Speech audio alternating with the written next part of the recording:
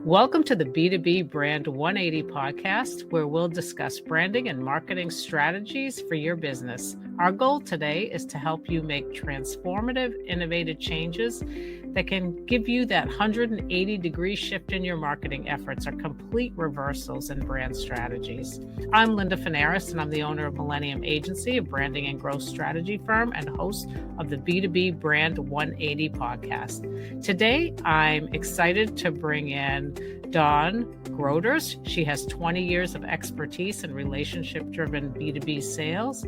She started as a successful field rep before mastering her own power of inside sales after the tragic loss of her son. She has developed a great hybrid sales approach that helps her sales colleagues really reach more customers, grow their business, and create that work-life balance that eliminates burnout.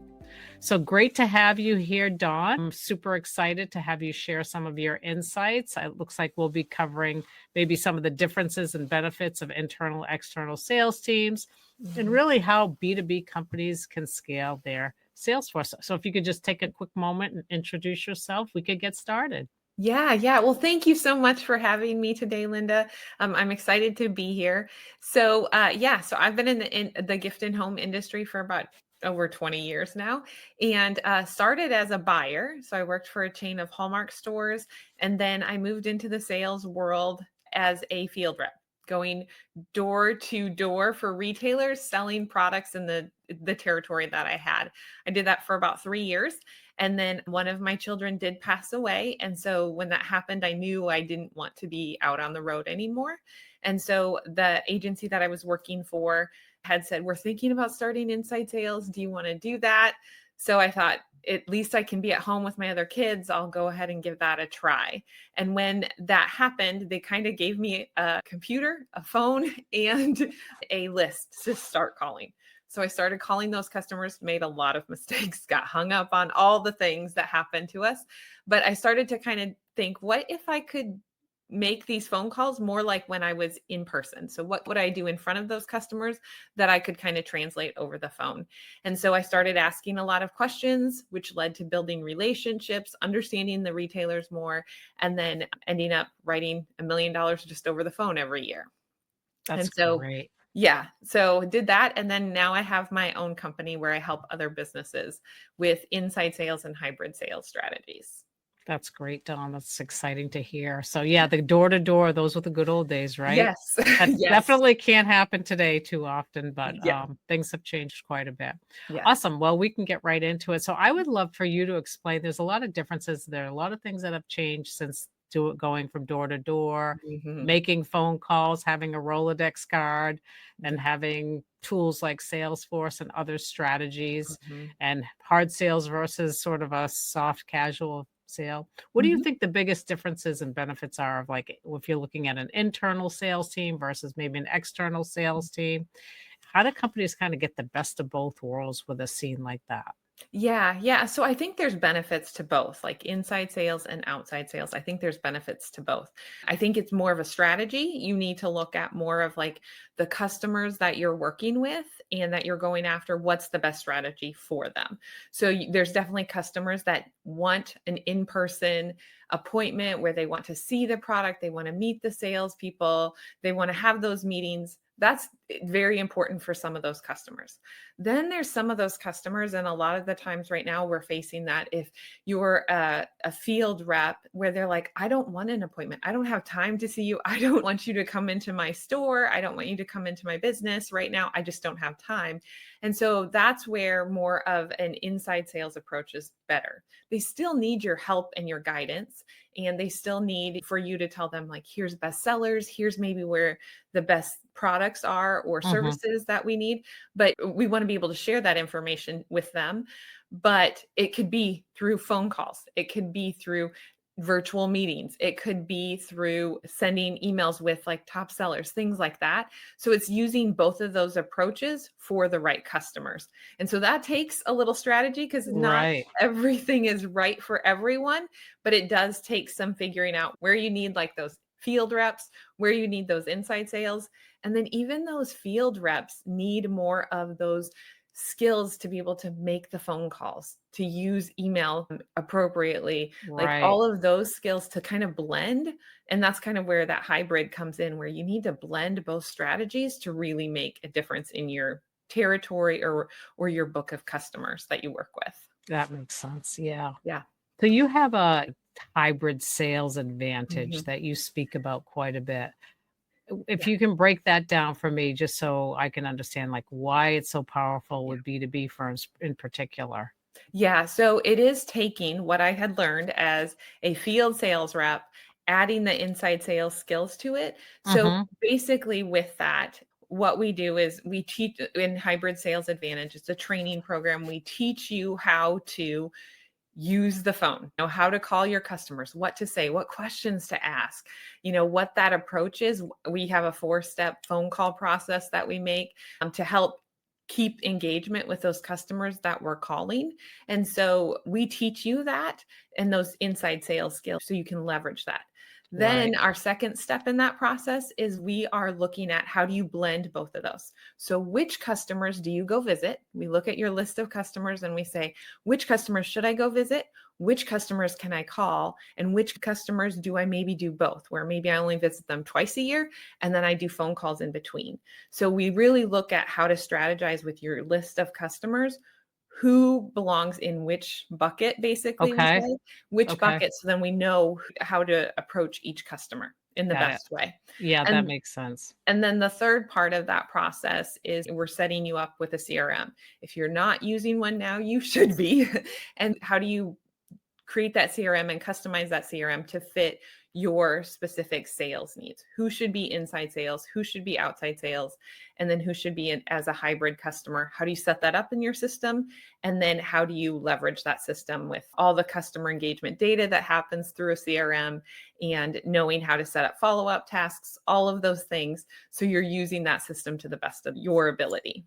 So when you're looking at different types of prospective customers, as Mhm. an example, how would you break that up? So if you were to handle prospect A a certain way versus a prospect B, can you give some Mhm. examples to the audience on how that list may get split up? Is it based on company size? Is it Yeah. based on title?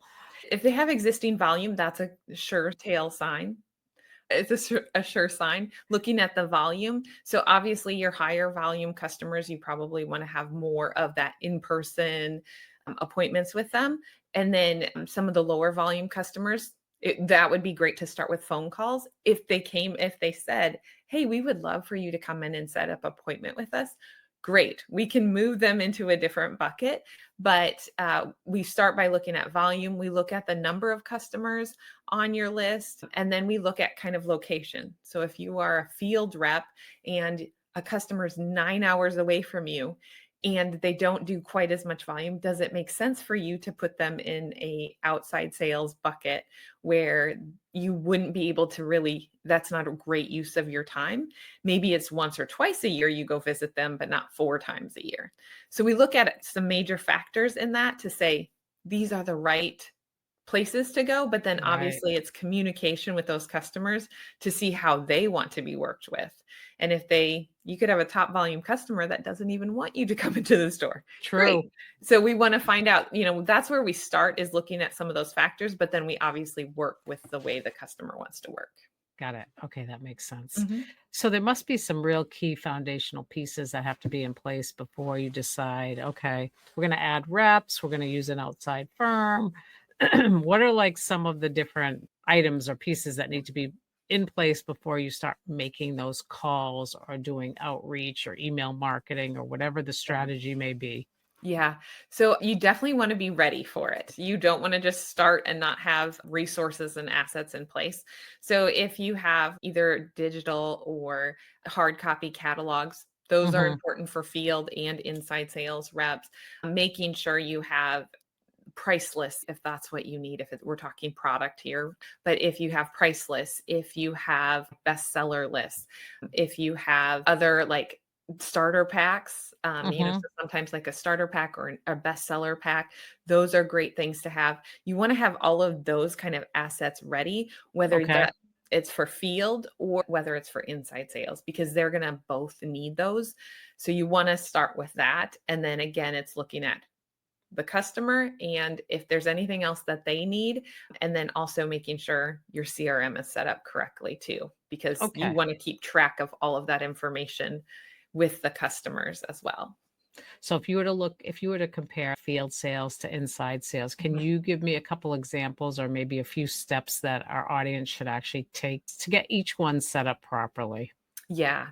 So if you look at field sales, if you are a product-based company and Mhm. you haven't ever had sales reps, starting small is always Mhm. the best policy. Maybe you find a couple independent reps in channels that your customer, you would have great customers. So maybe it's spas. If you have like a wonderful beauty care line and you start with spas, maybe you look for some independent reps that sell into spas. Okay. Get their feedback on what's working, what's not working, what kind of displays you need to have, all of those kind of things. So start small with a couple independent reps and make sure you have the inventory to support whatever they're going to sell.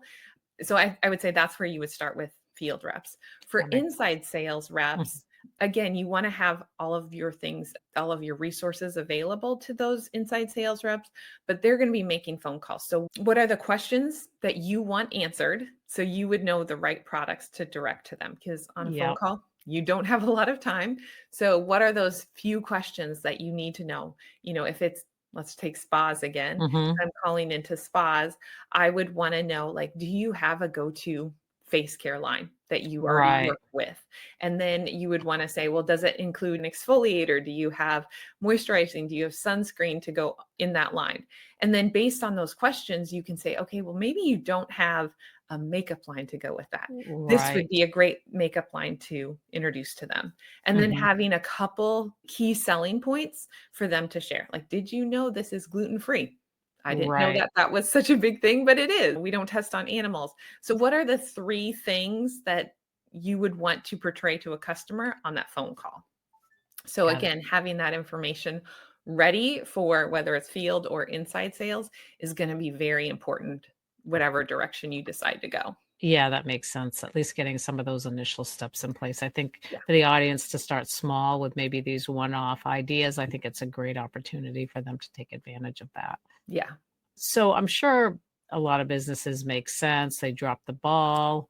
You started all excited. I know companies will bring in these CRM systems, get them started, then they fall by the wayside and depends who's there and who's not. And everybody has their products that they like or dislike. Mhm. So where do you see companies really dropping the ball? I would say with the like a CRM or anything that they're doing, it's the follow-up. That's where I think the ball gets dropped a lot. Maybe they call a customer if they're going to do inside sales and they have it in their CRM. They call them 3 times and they're like, Right. they're not answering, they're not responding, and then they just let it go. Well, typically it takes like 6 to 8 phone calls to be able to get a customer to be engaged. And Right. so you have to push past that. You have to follow up, more. I'm not saying follow up every other day. That's not a great cadence, but Right. like you would continually keep that customer in your funnel and follow up with them until you did get a no. And then maybe you would wait a little bit longer after that. Um, Right. so I would say the follow-up, whether it's emails, whether it's phone calls, whether it's follow-up to a meeting that you had and you didn't do the Mhm. follow-up that happens, that's where the ball gets dropped the most. And the CRM can help you with that if you schedule the tasks and then you complete them. That's a big part, completing those tasks. That makes sense, yeah, and I think that that's probably the hard part is really using that system in a way that is consistent because companies or if it's a B2B, other companies may not buy exactly when you wanna sell, but 6 Mhm. months from now, if you have those reminders set, that might be the time where you're actually making a connection or they're ready to make a change, and that Yes. takes time. It just Yeah. takes time, and it's all about timing and need.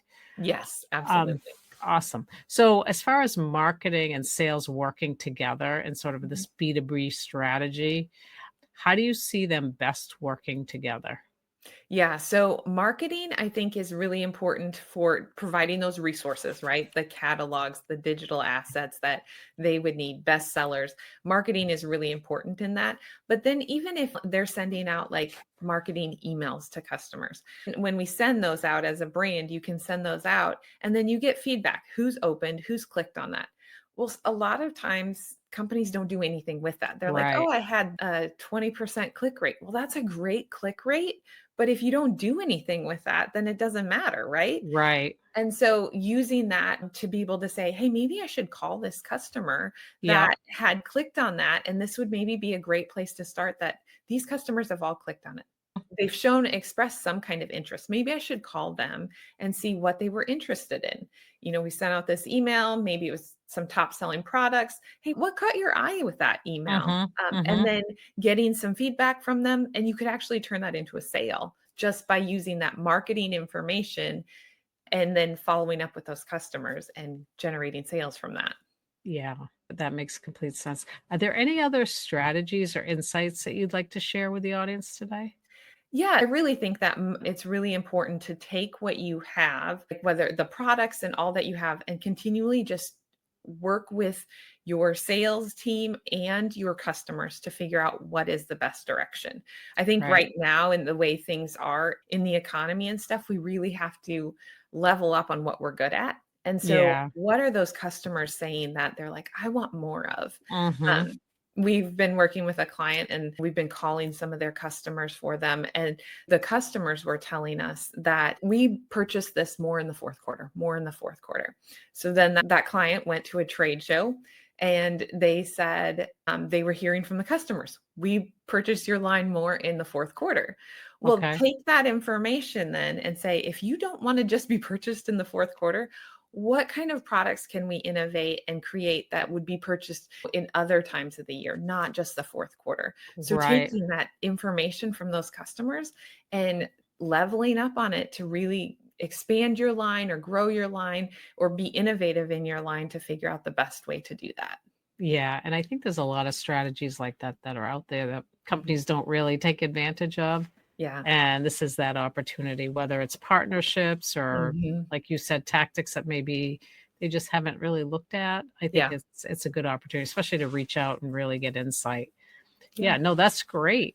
Any other things that you'd love to share or Yeah, no, I would love to work. I love working with B2B companies. And so if anybody's interested in learning more about hybrid sales or hybrid sales advantage or how we do inside sales, you can always book a connect call with me and I'm happy to talk through where you're at and if we would be a good fit for you. great. Yeah, if you could let the audience know how they can get in touch with you specifically, that would be fantastic.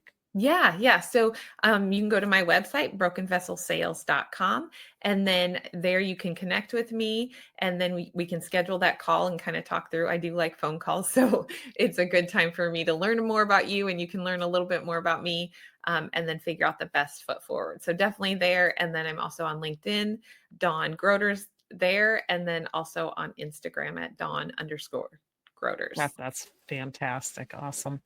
Well, thank you, Dawn, for coming in today Yeah. and joining us for the B2B Brand 180 podcast. And it's great to have your insights around sales and marketing and really some steps to get the process going in a systematic way to help companies grow. So, for our audience, I just want to thank you for joining me today and listening in. If you need to get in touch with Dawn, you can go to brokenvesselsales.com. If you'd like to reach me directly, feel free to connect with me on LinkedIn or visit lindafanaris.com. Thanks so much and have a great day. Thank you.